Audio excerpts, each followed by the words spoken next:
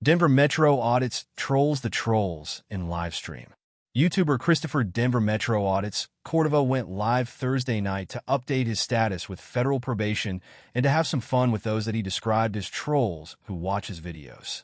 Cordova started the broadcast by pretending to be upset and claiming that the trolls were right and that he could not audit while on federal probation and that he would need to find a real job to work for 30 hours a week.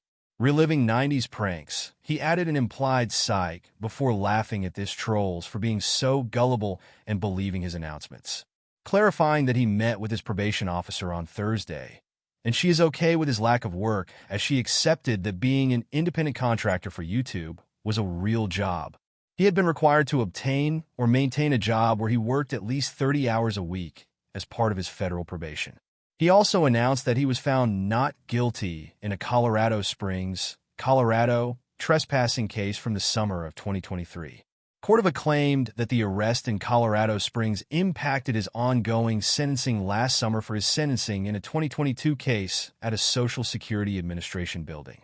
The YouTuber explained that he would incorporate the not guilty finding in his pending federal civil rights lawsuit against the government and in his appeal to the federal 10th Circuit to contest his sentencing. Cordova implied that he was still going over his options as to self-revoking his probation as his probation officer seemed cool and was a young woman.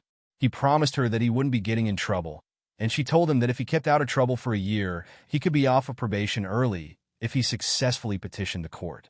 There was immediate controversy as Cordova was seen smoking a blunt on Christopher Direct D. Ruff's program Wednesday night. While marijuana usage is not a violation under Colorado probation guidelines, it is a violation under federal probation guidelines.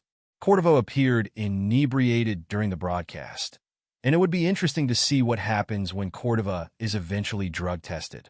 Cordova announced that Ruff was now his business partner and that he had to get special treatment from his probation officer to allow him to be around a known felon during his probation period. Ruff served several years in jail for armed robbery and is a convicted felon. Ruff and Cordova apparently have planned to travel together over the next few months.